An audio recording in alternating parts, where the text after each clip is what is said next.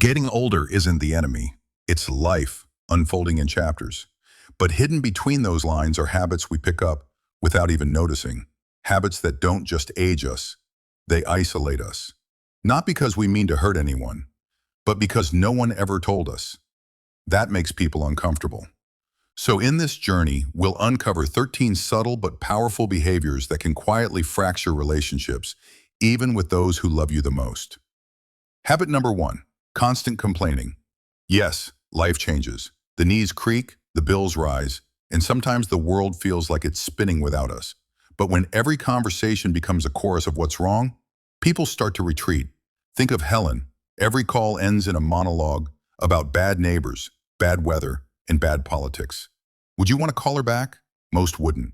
Venting can be healthy, but living in that space every day drains not just you, but everyone in the room. Now imagine instead saying, I saw the most beautiful bird outside my window today. That moment, that tiny shift changes the energy. Suddenly people lean in instead of tuning out. Habit number 2, talking only about illnesses. Let's be honest, most of us over 60 have something, a bad hip, a tricky heart, a list of meds too long to memorize. And it's okay to talk about it, sometimes. But when every visit turns into a personal medical report, you stop sounding like yourself and start sounding like a chart. Your family cares, they do. But they also miss you, the version who had stories, opinions, laughter. One woman told us her granddaughter used to visit every Sunday, but now only on holidays, because grandma only ever talked about her prescriptions. And that's not the memory the girl wanted to keep. Habit number 3, being too opinionated.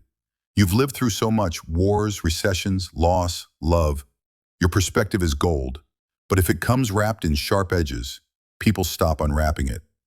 Every sentence doesn't have to be a lesson. Every disagreement isn't a battlefield. Harold, 74, didn't mean to drive his daughter away. But every time she mentioned her parenting, he corrected her.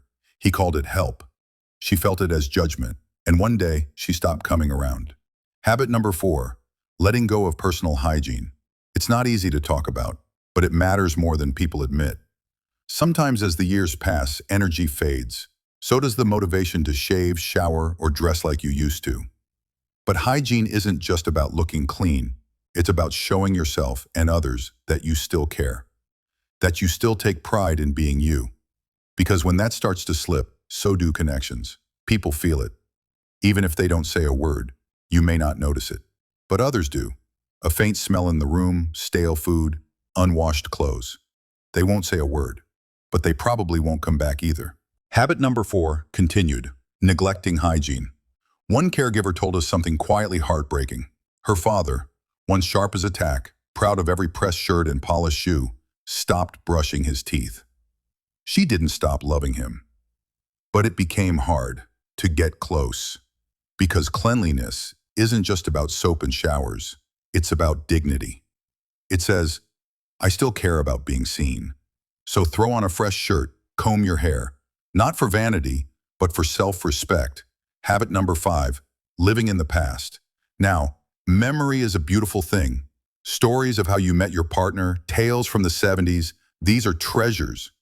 But when the past becomes your only topic, the present slips through your fingers. Your kids, they want to talk about their new job. Your grandkids, they want to show you TikToks and playlists.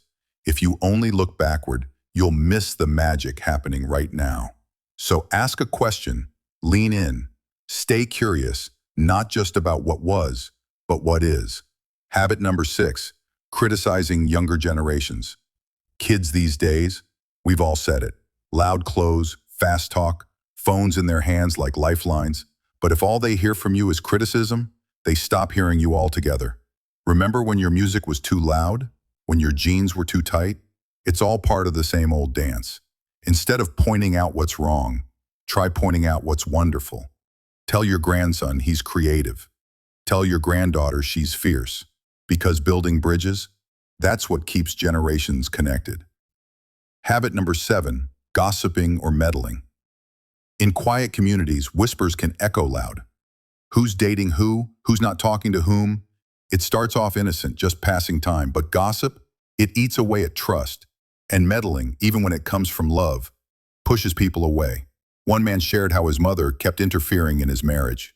She meant well, but it built a wall between them, one that took years to tear down. If someone needs your advice, they'll ask. Sometimes silence is the loudest form of love. Habit number 8, refusing to adapt or learn. QR codes, online bills, video calls, for many it's overwhelming. But closing the door on learning, that's how the world passes by. One woman in her 80s took a beginner computer class. Now, she plays chess online with her nephew every Sunday. She says it makes her feel young again. Technology isn't the enemy. Loneliness is. And learning, that's how we fight it. Habit number 9, playing the victim. This one's hard. The calls don't come, the visits fade, and a heavy thought creeps in. Nobody cares anymore. But blaming others builds a cage around your heart, a silent, invisible wall. Instead, break it. Pick up the phone, send a birthday card, wave to the neighbor with the loud dog. Connection doesn't knock on your door. You have to invite it in. That choice, that's not weakness, that's courage. Habit number 10, being financially controlling. Money. It helps, it hurts, and sometimes it silently strangles relationships. You want to support your children, maybe even your grandkids, but when the help comes with invisible strings, I gave you this, so now you owe me that. It no longer feels like love, it feels like leverage. And leverage builds walls, not warmth. One father meant well. He paid for everything but reminded his kids of it constantly. What he didn't realize was that his generosity began to feel like guilt. And eventually, they stopped coming around. Not out of greed, but out of pressure. Out of the weight of never being enough.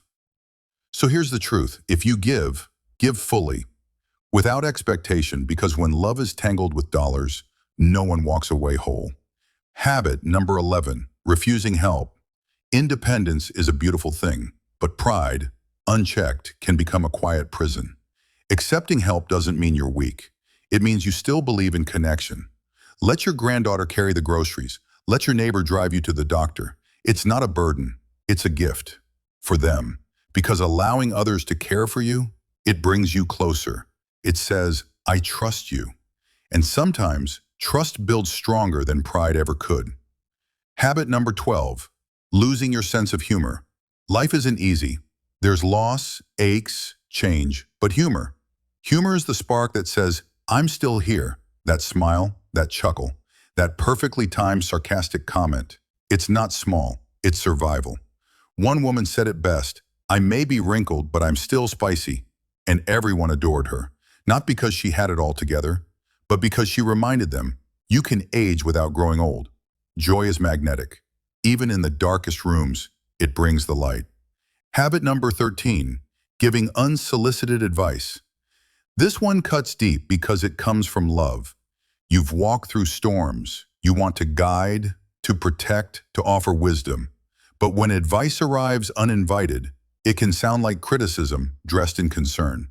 If your daughter opens up about a parenting struggle, she doesn't need a manual. She needs a moment. Try saying, that sounds really hard. I'm proud of you. That sentence, that connects more than 100 you shoulds ever could. Because most people don't want to be fixed. They want to be felt. So here we are, 13 quiet habits that can either build love or break it. Growing older is a gift, but growing older with grace, curiosity, and lightness, that's the secret to staying close. To being remembered not as a burden, but as a blessing. And the most beautiful part? You don't need to change it all today. Even working on one thing, just one, can shift everything around you. So take a breath, look inward, and gently ask yourself, which of these habits feels a little too familiar? If something here touched your heart, share it with someone you love. Leave a comment below. What habit do you see most often? Or let's open the door to a conversation that so many are afraid to have, but everyone needs to hear. And until next time, stay kind, stay humble, stay golden.